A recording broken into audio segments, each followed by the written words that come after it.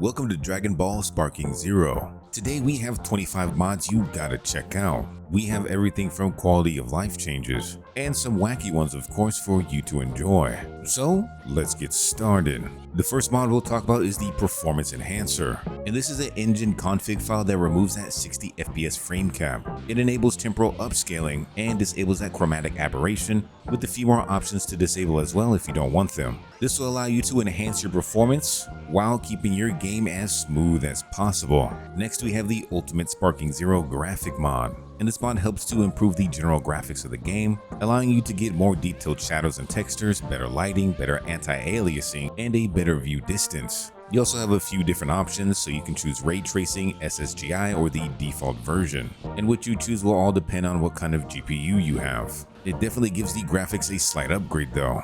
Now if you really want to change how your graphics look, there's a reshade called Anime Graphics, and as we toggle it on and off, you'll see that the reshade adds a bit more brightness, as well as make those colors a bit more vibrant and those shadows pop out. This works for both HDR and SDR monitors, and that just gives you that nice anime looking graphics. Best reshade preset by far. Now let's move on to some pretty nice game changes. This next one is called Pinnacle of Power, and this is a fun cosmetic mod that always gives certain characters their aura, and depending on the character, there could be different levels of that aura that are dictated by their current transformation. These auras will persist even in battle, so your battles might feel a little bit more intense. Some of them may be a bit broken though, so even though you may see them in the character select screen, sometimes in battle they won't appear. But when they are working, you know that battle's about to be intense. Next we have a mod called Let's Fight Somewhere Else, which lets you select all maps that are available in the game. So maps that you've seen in cutscenes or maps you previously just couldn't use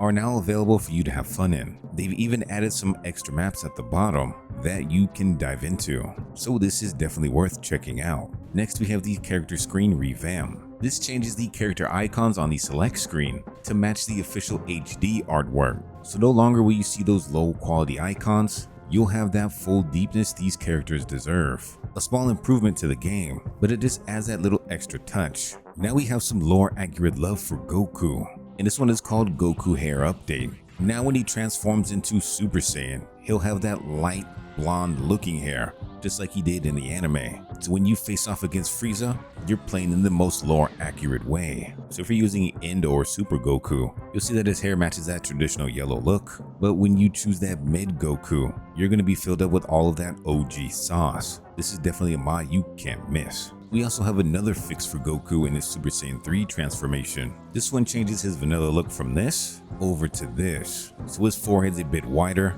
as well as his hair. So gone of the days of non-lore friendly to the days of lore friendly. We then have a mod that takes the hair from looking like this to looking like this. So instead of having that shaded look, all of the hairs are now totally black, keeping this game again lore friendly. Now we have a mod called HUD Toggle, and with the press of a key, you can turn the HUD on and off. Now of course this works in the matches, but this also works in the menus as well, allowing you the opportunity to get those screenshots finally. And now we're finally moving on to our first character add-on. We have the Trunks Bojack Unbound mod, which is the perfect costume when you're going against Bojack. Again, adding some lore friendliness into the game of Dragon Ball Sparking Zero. Hey yo, even the hair looks accurate. Now we're moving on to some character replacers, and our first one is Thicc Collection Kefla. So if you like your girls thick, this mod might be for you.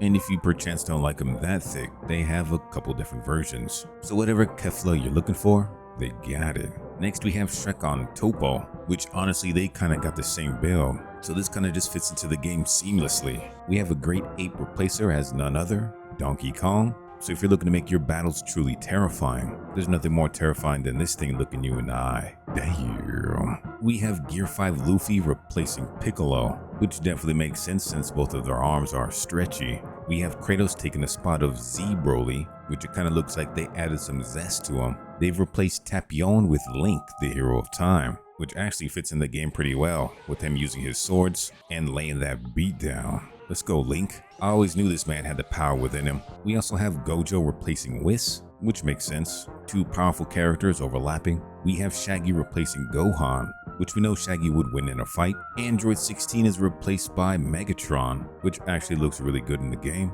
we have Sukuna as Goku Black, and with that rose looking hair, it only makes sense. We also have 2B taking the place of Videl, which is definitely a win. Xenomorph is taking the place of Super Saiyan 4 Goku, which I'm not sure is canon or not. And then we finally have Naruto taking the spot of Yamcha, which is definitely a big upgrade for him. And then last but not least, we have colored PlayStation icons, a very simple mod, but one I absolutely love. Hopefully you found some new mods for you to play around with. And if you want to see even more modding videos like this, make sure to like and subscribe. Until then though, we'll see ya.